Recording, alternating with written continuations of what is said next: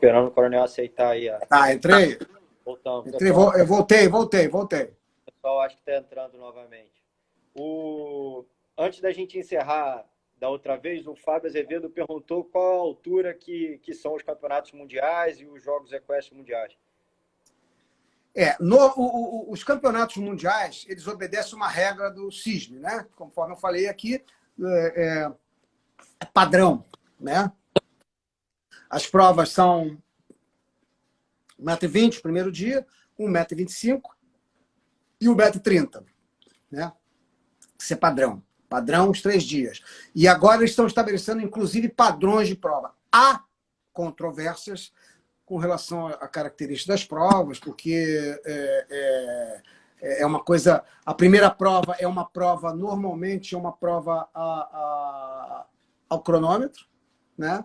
E a segunda prova é uma prova de dificuldades progressivas, né? E a terceira prova é uma prova tipo Grande Prêmio, né? Com desempate. Então, quer dizer, esse é o padrão. Aí as pessoas questionam, puxa, mas por que é que tem que ter uma prova de dificuldades progressivas? É interessante, uma boa pergunta. Eu não entendi até hoje o porquê disso. Até fizemos algumas propostas. Tudo bem, talvez seja para o público, talvez, mas eu não sei. Poderia ser outro tipo de prova, mas, enfim... isso aí, as provas são assim, né? Os Jogos Mundiais, agora na China, por exemplo, o nível foi muito alto em termos de cavalo, em termos de prova também, o último dia foi 1,30 m, foi muito forte, foi muito bem montado, mas é porque também tinham 59 conjuntos, né? Então, quer dizer, aí também o armador também não pode... E os cavalos alugados foram cavalos de alto nível. Pois é. E aí eu acho que você pode até dar a sua experiência até para o pessoal. Primeiro explicar como é que é o novo formato das Olimpíadas, que agora são só 3 cavaleiros. E esse último Mundial lá na China, você teve já a experiência de só terem 3 cavaleiros na sua equipe. E sem descarte, sem nada. Deve ter dificultado um pouco mais a sua escolha aí dos cavaleiros, né? Então, se você puder até dar a sua impressão de como é que é a nova regra, dizer qual é a sua maior dificuldade, não ter o descarte, fazer essa correlação para todo mundo, eu acho que seria bacana. Realmente não ter descarte uma coisa interessante. Mas como diz assim, é uma faca de 2 legumes, né? Como diz o Coronel Marcon falou na live dele lá, a faca de 2 legumes. É uma faca de 2 gumes, porque muitas vezes, às vezes, vai um cavalo meio bichado, um cavalo meio... A gente teve aqui, inclusive, a Bizimada, o cavalo não estava muito bom, e acabou sendo medalhista, os Estados Unidos, né? Às vezes você força um cavalo para botar no quarto da equipe. Hein? O Rodrigo falou que se no formato atual, os Estados Unidos não seria medalha no Rio de Janeiro. Exatamente, não teria medalha. Então, quer dizer, mas é brabo. Você, técnico da equipe, você não tem um descarte, porra, supimpa. E agora vou à regra. Eu também, da mesma forma como vários, eu sou contra. Né? Eu sou radicalmente contra. Eu vi a live do Pedro, o Pedro botou argumentos bem interessantes, mas eu sou contra. Eu acho que eu sou tradicional, né? Eu sou da tradição. Eu considero, talvez, o título individual olímpico mais importante do que um por equipe, talvez. Né? Quem é que lembra hoje quem é o medalhista de ouro do Rio de Janeiro? Tá, a França, mas o cara vai lembrar quem foi o cavaleiro campeão, o Nick Skelton. Quem é o medalhista? Quem são os medalhistas olímpicos? Aí tu vê pá. Agora, quem foi que ganhou a Olimpíada de Barcelona por equipe? Não sei, mas eu sei que quem ganhou foi o Ludwig Berbal com a Ratina Z. Né? Quem ganhou Atenas? Porra, alguém sabe quem foi medalhista de ouro por equipe em Atenas? Eu não me lembro. Tem que olhar no Google aqui. Né? Tem que olhar no Google. Mas sei que foi o nosso Rodrigo Pessoa com o Balubê. Então, quer dizer, eles acabaram, né, botaram primeira prova. Né? Então, como é que é? Primeiro dia, entra 75. Né? Porque com 3 cavaleiros, eles mudaram de 15 para 20 nações. Ou seja, são 60 por equipe, né? E os outros 15 entram no ranking por região. A Luciana Diniz, por exemplo, Portugal não classificou, ela vai entrar. Né? Uma prova sem cronômetro, velocidade de 400 metros, podendo chegar a 375, e dali você tira 35. Ah, se houver empate, 4, aí vai, entra 40, 42, mas vai para o segundo dia. No segundo dia é uma prova de desempate, e tira ali o medalhista. Quer dizer, vai ter gente que vai para Tóquio para saltar uma prova. O primeiro dia, porque não vai se classificar, né? O I-35 vai saltar uma prova. E o individual vai saltar 2. A Luciana Diniz, nossa amazona aqui, ela vai saltar 2 provas. Aí tem um dia de folga e vai saltar 2 provas por equipe. São 2 provas simples, 2 percursos. É a Copa das Nações em 2 dias. O primeiro dia, o cavaleiro vai lá, faz, aí classifica, se não me engano, 8 ou 12 equipes. Aí que eu tenho uma dúvida, se é 8 ou 10, talvez a Érica possa dizer aí, se é 8, 10 equipes no segundo dia. Né? Aí classifica, bom, sai a medalha. Né? Quer dizer, aí tem um detalhe, a única coisa que é boa, pelo menos, é que você pode, o técnico vai ter a estratégia do técnico, ele vai poder trocar um cavaleiro, vai poder pegar o reserva, né, e colocar no segundo dia. A única coisa que eu acho errado é que eles poderiam ter colocado o primeiro dia os 4 cavaleiros para entrar, mas não vão. Então, por exemplo, você vai guardar o cavalo, né? Você pega lá o cabre. Um cavalo já de 17 anos, craque, não sei o que e tal, coisa e tal. O cara vai chegar para o Rodrigo, pro Pedro, você quer disputar a medalha individual ou você quer botar na equipe? Aí o cara poupa o cabre nos 2 primeiros dias e bota ele na equipe para ganhar a medalha. Quer dizer, é uma estratégia. Eu estou falando não pelo cabre, porque o cabre é um cavalo, apesar de ter 17, 16, 17 anos, é um cavalo que tem uma energia, nunca se machucou. Mas eu acho que, como diz, hoje eu conversei bastante com o Rocco, que me passou todas essas dicas, eu acho que isso aí não dura uma Olimpíada. Acho que Paris vai voltar. Mas no meio militar continua com 3, você acha? Não, no meio militar continua, é difícil. Há quem diga que...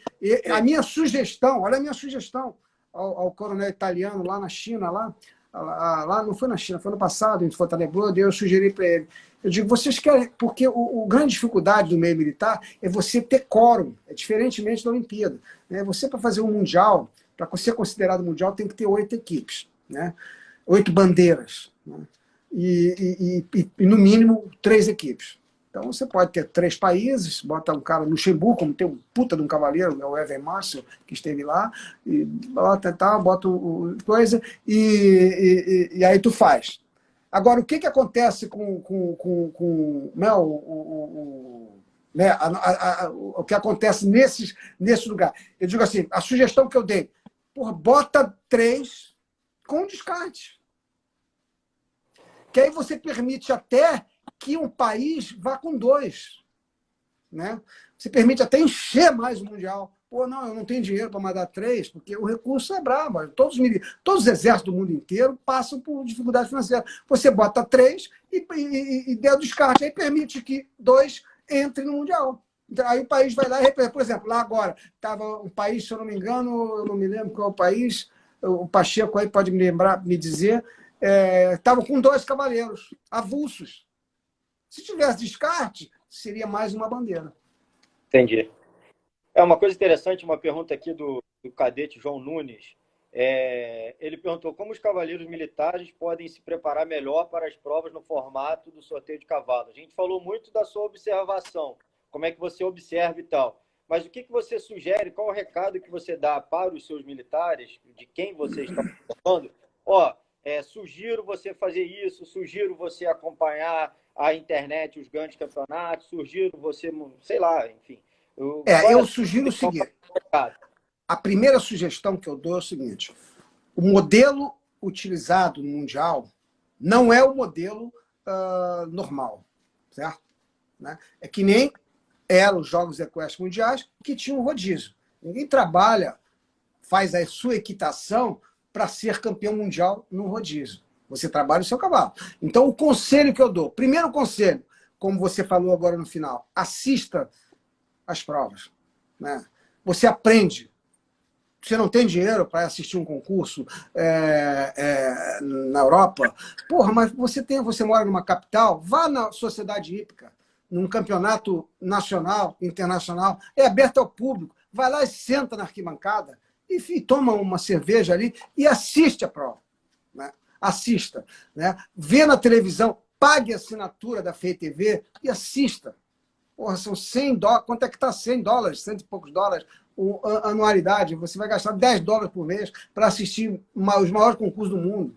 Né? Quer dizer, isso é que dá a bagagem para o cavaleiro. Além do trabalho. Eu acho que o cavaleiro militar não pode pensar só eu quero fazer parte de uma equipe para participar do Mundial. Não, não é isso. E a outra coisa é montar bastante cavalo.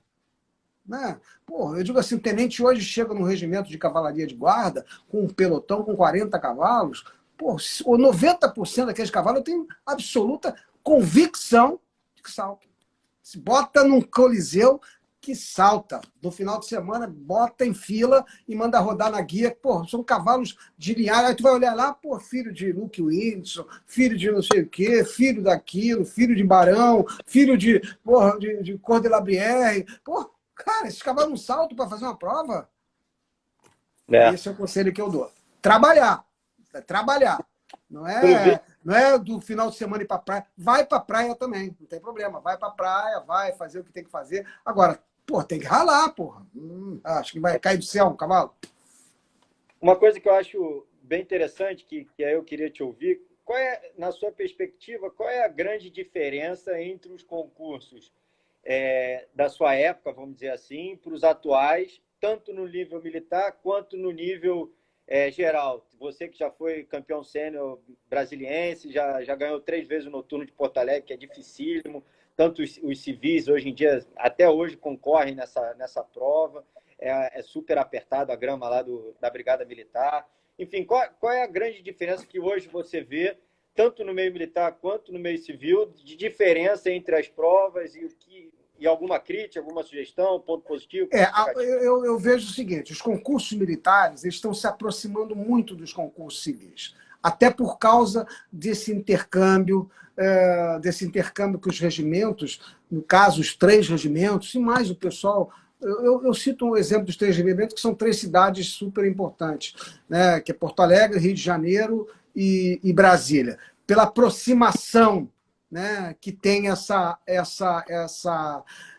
ligação de militar com civil. Hoje, acabou muito aquele estereótipo. As pessoas, às vezes, eu me penitencio no passado, muita coisa que você vê, parece que a gente faz um curso de equitação, uma escola de equitação, e se acha o dono da verdade, o que não é a verdade. Né? Hoje você vê cavaleiros jovens, grandes cavaleiros, fazendo trabalhos de plano, fazendo ginástica maravilhosamente bem, que cabe a você ter humildade de aprender.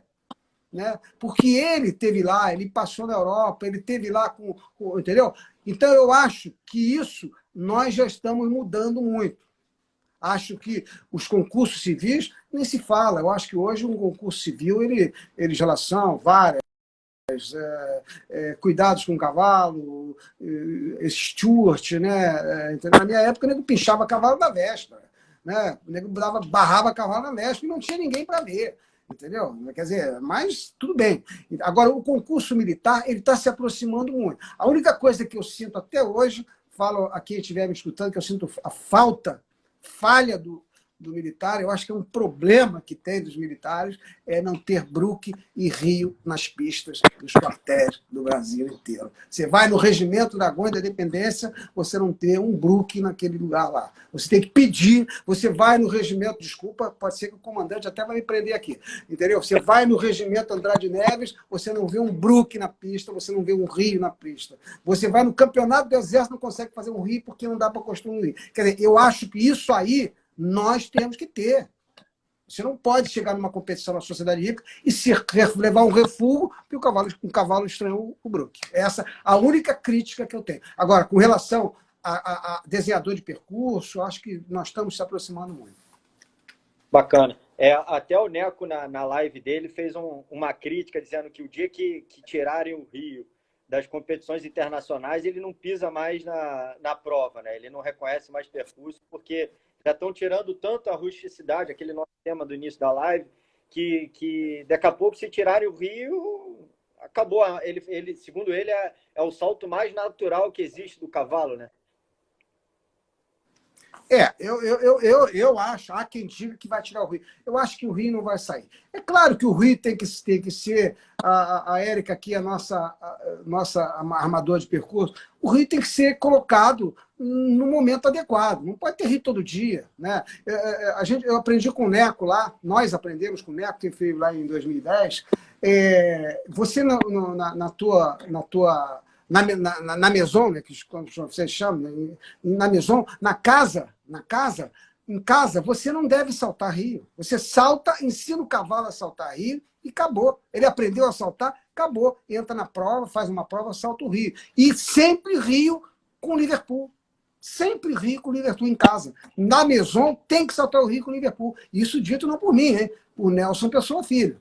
Eu não estou falando por mim, não. Né? Então lá, você entra na carreira dele, lá, quando ele tinha o Aras Deligny, quem conhece lá fala bem, lá em Fleury. Porra, tá lá o rio lá e 2 brooks de borracha lá. Entendeu?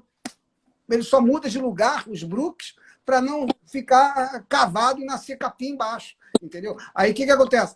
E aí você. Agora, o rio lá, com a varinha lá, entendeu? Para o cavalo fazer a trajetória. Porque no momento que o cavalo aprende a pisar na faixa, meu amigo, que cai na água, você vai ter que fazer que nem o pessoal, os amigos meus lá, que colocaram fogo na barriga, colocaram álcool e pegou fogo na barriga, colocou álcool no rio, né? Já vi isso. Né? O cavalo que fazia falta no rio, colocaram gasolina no rio e veio. Aí o cara, na hora de sair, acende o fósforo e sai aquele... Porra, o cavalo dá ou ele não chega nunca mais perto, ou ele nunca mais faz falta. Você acha que deveria voltar mais os derbys, então, que a gente tanto fala? Já, o derby do Andrade Neves não tem mais, o derby da Santa Amaro foi... Eu acho que o derby é uma prova especial, uma prova bacana, é uma prova especial, mas é realmente uma prova, hoje em dia, que nem nós tínhamos antigamente as provas de potência. Né? Tá aí o João Aragão, quantas provas o João Aragão ganhou? Filipinho, Filipinho é recordista de muro lá em Roma, lá, ele foi uma semana lá de jornal, televisão, porque até hoje o recorde é dele. Quer dizer, a gente tinha muito, e tinha cavalos de potência. Né? Eram cavalos até de potência. O Nick Skelton, tinha aquele cavalo dele lá que saltava, que era horror. Quer dizer, mas só que antigamente as provas de potência eram inseridas nos campeonatos. Eu vi muita prova na hípica lá, no meio entrava uma prova de potência, às vezes tinha uma prova de 5 triplos, que o doutor Roberto Marinho saltava e ia até a direção daquela saída ali, e o tamborete ficava segurando ele ali. Quer dizer, então, eram provas. Agora, você imagina um cavalo saltar um muro de 2 com a qualidade dos cavalos de hoje, né?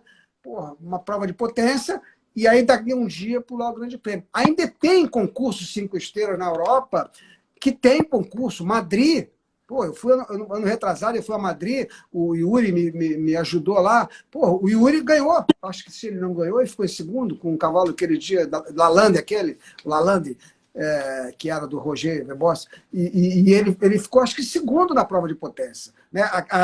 Em Paris tem aquela 6 barras, né? Tem 6 barras. Né? Quer dizer, mas são provas especiais para chamar público, o público gosta. Normalmente, ninguém é maluco de botar um cavalo numa prova de potência e depois no dia seguinte pular o Grande Prêmio. A não ser aquele egípcio, aquele que eu nunca tinha visto isso. Eu em Paris agora, eu estive em Paris em dezembro, eu vi ele com o Lucifer, o Nasser, que hoje vem a ser o namorado da filha do né, o Jobs, cara que é e ele tem um cavalo chamado Lucifer. Ele pulou a prova de 6 barras e no dia seguinte pulou o Grande Prêmio de Paris. Maluco, né? Mas tudo bem. 2017 em Calgary, no Spruce Meadows, vendo o GP lá. Calgary tem. O PP ganhou, já ganhou acho que 2 anos lá. O PP já ganhou o Calgary. E é bem bacana que lá tem a prova de 6 barras e é à noite, né? E eu lembro que o Eduardo Menezes entrou com quintol.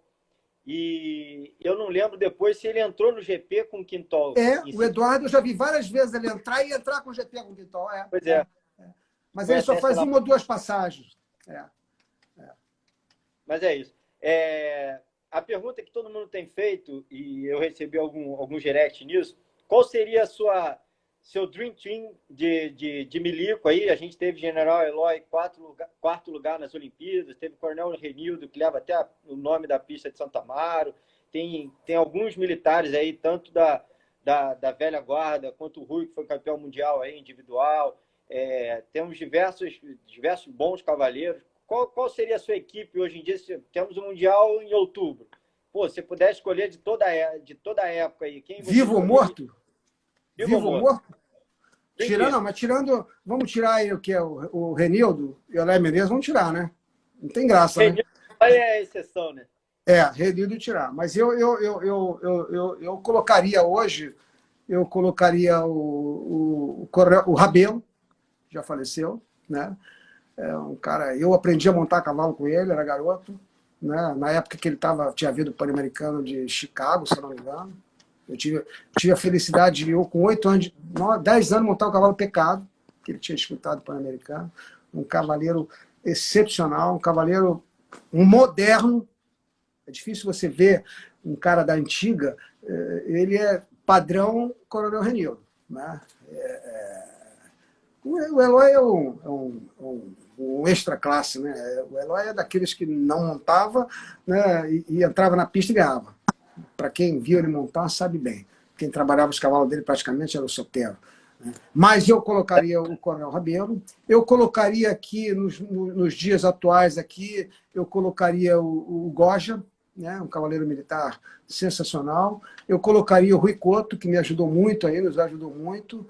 E colocaria o Barros, e colocaria um cara que já faleceu, que era desafeto meu, mas eu tiro o meu chapéu para ele, que é o Calvão. Imaginei. Calvão. Botei 5 aí, né? 4 titulares e um reserva. E da equipe olímpica, qual que você imaginaria? Eu sei que você é fã. Eu acho difícil hoje. Hoje, né, você vê aí, né? Hoje, eu sinceramente, pelo que eu tenho visto nesses últimos, eu acho que agora vai mudar muito, que nós temos aí um ano inteiro aí, né? É muito difícil você dizer, porque é capaz de, os caras falaram mais comigo aqui se eu não botar, né? Mas eu colocaria hoje, inquestionável, o Pedro, né? O Pedro Vênice, com o Cabre, né? O Marlon com o Edgar, sem dúvida. Esses dois aí, também o concurso colocaria. E, digamos assim, vamos botar 2 vagas e uma última na disputa. As outras 2, é claro, eu não abriria mão jamais do Rodrigo Pessoa, entendeu? Acho que o Quality é um cavalo que o Rodrigo, ajustando o susto que às vezes ele tem, a falta ele tira, não tenho dúvida disso, a falta ele tira. E agora ele está com outro cavalo, o Carlon, que é um cavalo que era da Meredith, hoje sensacional. Para mim é melhor até do que o Quality. O Eduardo Menezes é um cavaleiro, para mim, também sensacional, né? Ele está tirando leite da Magnólia, mas eu gostaria de ver um cavaleiro aí com um cavalo. O Yuri, esse Alfonso, é um cavalo, aí já tenho 5, né? Mas eu gostaria de ver o Bernardo disputando essa vaga aí. Respondendo ao Peçanha aqui, o Rodrigo falou na live, até com o próprio Coronel, quando ele chamou ele, que ele acha que é possível que a FEI vá renovar o prazo para os cavaleiros registrarem os cavalos e tudo mais. Não foi isso, Coronel? Eu falei, até perguntei lá para o Rodrigo também, isso aí, eu falei com ele depois. Ele acha que... O que acontece? Hoje eu falei com o Rocco, perguntei isso ao Rocco, o Rocco acha que isso vai mudar também, né? Já que mudou tanta coisa, né? Vai postergar as boleteiras, vai postergar... Uma coisa muito interessante que o Rocco me disse hoje, eles vão postergar a qualificação. Postergar não, vai ter que ser feita nova qualificação. Então, os cavalos que estavam qualificados em 2019, já era. Ah, é? Já era. Vai valer a qualificação de quem qualificou agora, 2020, parou agora o concurso. Então, os que estão qualificados, que pularam dentro da qualificação, um grande prêmio com uma falta, 2 faltas, não sei, não me lembro exatamente qual é a qualificação, pular 5 estrelas com uma falta, podem ajudar aí quem está aqui, né? Os cavalos terão até junho, 15 de junho do ano que vem, dito pelo Rocco, né, que é um juiz internacional, para qualificar os seus cavalos. Então, por exemplo, citar um exemplo aqui, acredito que o Rodrigo já esteja qualificado, acredito que a Magnólia já esteja qualificada, que pulou o Wellington, um grande prêmio. Outro cavaleiro que eu não falei, que vem correndo por fora, é o Cássio Rivetti. Acho que o Cássio Rivetti qualificou. E outro cavaleiro que também, que eu considero muito bom cavaleiro, que eu não citei ele aqui, mas eu acho que eu reputo a medalha do Pan-Americano muito a ele. Claro, não vou tirar o mérito do Malo, é o nosso Rodrigo Lambre, né, porque ele fez um 0 naquele segundo percurso, num momento difícil, né, no momento difícil. Se o Rodrigo Lambre não faz aquele 0, a pressão ia ser enorme, a Bizimada vinha com 0 e a gente corria o risco de perder a medalha. Porra, quando o Lambre fez o 0, a Bizim fez 2 faltas, porra, o Pedro Vênus entrou podendo fazer uma falta para ser medalha de ouro. Então, quer dizer, eu acho que isso aí vai mudar muito, vai possibilitar, porra, o cara comprar outro cavalo, ganhar outro cavalo agora e registrar, né? E eu acho que muita coisa muda. Hoje, na live do Yuri, ele estava falando isso. Esse cavalo Alphonse dele, para o Yuri, foi muito bom, porque ele recuperou, pô, esses cavalos dele aí, a Baby, a Victi. Vamos ver. Vai ser uma briga boa. Eu assisti a live que você fez com a Flávia e você até soltou lá que tem vontade de voltar a montar depois que acabar o seu contrato aí com as do Mundial e tudo, que vai ser no Rio. Se você tivesse a oportunidade de trazer aquelas máquinas que você montava lá na sua época, na década de 80, você foi, porra, tricampeão do noturno, campeão brasiliense, qual delas você gostaria de trazer de volta? Se puder falar um pouco dos seus principais cavalos que você já teve, seria muito bacana a gente recordar. Eu aqui até fiz uma pergunta quais cavalos eu tive aqui, né? Eu nunca, como que diz assim, eu tive muitos cavalos bons, né?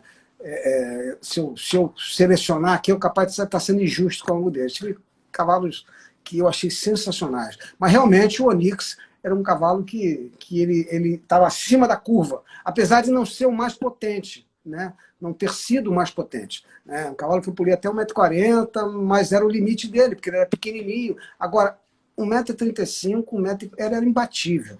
Eu vou, modéstia à parte, as provas que eu perdi com o Onyx foi por minha culpa, por deficiência técnica minha. Agora, tive outros cavalos, o Herói, eu tive o Stark, que é o cavalo que está nessa foto aí, que era um cavalo sensacional. Eu tive vários cavalos que eu, né, cavalos de concurso completo, o caso do Aquiles, né, que eu fui, ninguém sabe, mas eu cheguei a ser campeão sul-americano de CCR em Concórdia com ele, né, largando em penúltimo no adestramento. Largando penúltimo no adestramento. Mas só teve 2 zeros no cross-country, que foi super forte. Quem faz concurso completo sabe como é que é aquela pista lá. E eu fiz 2 zeros. No dia seguinte, eu fui o único a fazer. Também só teve 2 zeros na prova de salto, acabei campeão. E era um cavalo, né, tamburini, né, um cavalo que chamava-se Tamborazo. Né, e eu mudei para Aquiles, porque eu tinha cavalos só com nomes de históricos, Aquiles, e Ulisses, e etc. Né? Então eu tive vários cavalos que me deram muita alegria. Tive um cavalo delicado, que era um cavalo brabo, louco, né, que era um cavalo... o Vitor Teixeira montou no Cepel para comprar e deu um salto, apiou e disse assim, não monta esse cavalo. E olha que o Vitor, na época, estava com o Natural, com os Urquis, com essa turma toda. Né? Então, quer dizer, mas eu realmente gostaria de voltar a montar cavalo. Eu acho que quando eu terminar o meu contrato, que agora o meu comandante do Exército renovou o meu contrato até o final de 2021, em caráter excepcional, justamente para trabalhar em cima do Mundial desse ano, que infelizmente eu acho que vai declinar, mas o do ano que vem. Mas a partir daí eu acho que eu vou voltar a incomodar o pessoal ali lá no São Cristóvão, ali, tomar aquela cervejinha ali, montar e... Na conta do Mato Rosa a cerveja. É isso aí, na conta do Mato Rosa. Tem duas perguntas aqui do pessoal, a gente já está entrando na parte final, já estamos com uma hora de live aí. A Érica fez até uma pergunta que era bem praxe do militar, assim, fazer aquela prova de basquete a cavalo. E aí, se puder explicar para os leigos aí como é que era a prova, como é que era. Então, na verdade, uma festa, é um barato, né? E aí, se puder... O basquete a cavalo, ele faz parte da instrução do cavaleiro, né? É uma prova, né? Na academia nós temos lá o picadeiro, os dois picadeiros lá, que tem uma cesta, né? E é diferente daquela do pato, né? Do pato, aquela que é uma coisa mais profissional, dos argentinos, da bola que cai no chão. Mas que a cavalo é uma coisa totalmente rústica. Rústica, tu monta com farda, calça de farda, tênis, né? E uma bola de basquete, né? E aí um vai tacando o outro. Tem estratégia, né? Eu tenho uma história muito interessante. Coronel, eu fui preso na academia, porque normalmente você bebe um pouco ali no basquete a cavalo, toma uma cachaça antes. Eu acho que eu me passei um pouco e o juiz me falou qualquer coisa. E eu mandei longe, aí acabei sendo preso. O Coronel Tigarribia, para quem conhece ele aí, nosso amigo, me diz até hoje, pô, pica fumo, tive que te prender porque tu xingou o capitão. Eu, puxa, Coronel. Mas o basquete a cavalo é uma coisa muito bacana para o cavaleiro iniciante. É muito legal, porque você tem a independência de cavalo, você dá um nó na rédea e o cavalo vai, né? É perigoso. Perigoso, porque você tem também que estabelecer regras, não pode, né, cair de qualquer jeito, a coisa tem que ser bem conduzida, mas é muito bom para você desenvolver uma coisa que eu acho que é fundamental na equitação, que chama-se fixidez, né? Se ligar ao movimento do cavalo e não ao cavalo. É uma frase, né, muito bacana. Outra pergunta que fizeram, e se quiserem, até o pessoal está pedindo para não encerrar a live, se quiserem fazer mais perguntas, podem ir fazendo, vou anotando aqui. Outra pergunta que fizeram foi do Pachequinho, dizendo que ele tem vontade de comprar um cavalo tobiano, e o tobiano tem aquela mística, né? Ou é muito ruim, ou então ou é muito bom, etc. O cavalo tobiano, o cavalo bom é o cavalo de cu branco. Tobiano e cu branco pode ir embora, pode comprar que é bom. O Coronel Marcon sabe, o Coronel Marcon que me ensinou isso aí.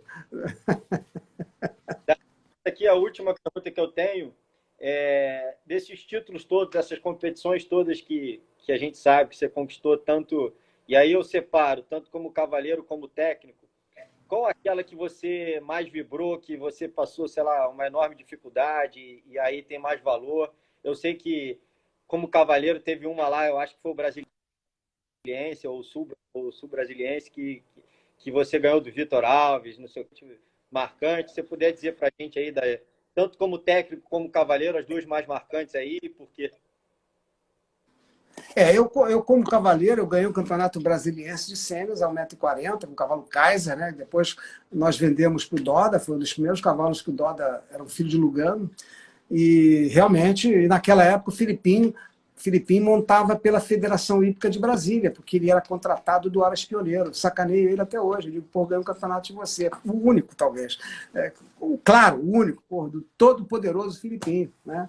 E tinha vários cavaleiros, Antônio João Zambuja, Vitor Teixeira, Luiz Otávio Teixeira. Quer dizer, e eu consegui ganhar esse campeonato. Mas eu vou ser bem sincero para você. O noturno da Brigada, o segundo noturno da Brigada, foi muito significativo, porque eu ganhei também de muita gente boa. Ganhei do Calais Joter, né? E ganhei do Gustavo Dias Cardejac, que era um cavaleiro, ainda um cavaleiro sensacional, né? E ganhei ali no desempate do Grande Prêmio, né? Eu era o último a entrar, e o Calais zeraram, fizeram um tempo excepcional, e o Gustavo era um cavaleiro habilidosíssimo, rápido. Tinha um cavalo que era do César Esperindi, se eu não me engano, e ele colocou... não era o Black Tie, o cavalo dele, e eu falei, agora como diz o outro, é calça de veludo ou bunda de fora. E aí deu calça de veludo, né? Entendeu? Então, para mim, são esses aí. E como técnico, eu poderia até dizer o de 2006, mas eu acho que os Jogos Mundiais Militares de 2011 foi muito emocionante, porque nós trabalhamos, fizemos um trabalho metódico, foi uma coisa chorada, entendeu? E a gente ali, quer dizer, para mim foram as duas, como técnico, foi os Jogos Mundiais Militares. Ó, o Pimentel já te conhece. Quando você some da tela aí, quer dizer que você está dando uma molhada na dose, né? A gente conhece.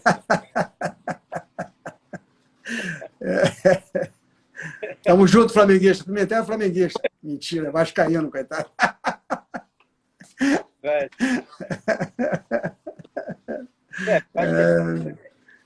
Obrigado aí pelo papo. Se alguém tiver pergunta, é só escrever aí ou então mandar no privado, tanto para mim quanto para você.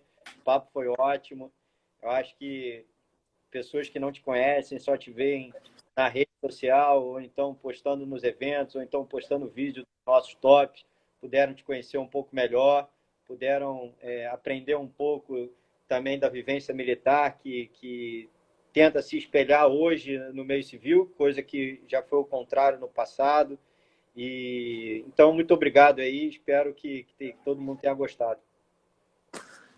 Eu agradeço aí ao Olavo, essa iniciativa dele aí, acho muito bacana. Nós estamos aí nessa coisa de estar enfurnado. Eu aí acompanho todas as lives aí, do João, que é muito bacana, do Betinho lá, do Alberto lá, que também é muito bacana. Ontem eu acompanhei do Rocco, hoje do Yuri. Quer dizer, eu acho que isso é uma iniciativa muito boa, né? A nossa live ela ficou um pouco mais direcionada para essa parte militar, né? E eu agradeço aqui, ó, e aqui eu mostro aqui o quadro aqui, ó, onde tem a foto dos meus cavalos, e lá em cima a placa do boxe do Onix, para ver como é que o valor que eu dou ao Onix. Aqui são fotos de cavalos meus aqui atrás, que a Érica perguntou, né? E eu guardo aqui, aí está parecendo invertido, né? Mas aí, se vocês verem ali, está o Onix ali em cima, que é a placa de boxe que ficava no box dele. Então, pessoal, muito obrigado aí a todos aí, tá? Grandes amigos aqui que estão aqui, tá? Valeu. Brasil acima de tudo e Deus no comando. Brasil acima de tudo. Valeu, e Deus no comando, Deus no comando. Valeu, até mais.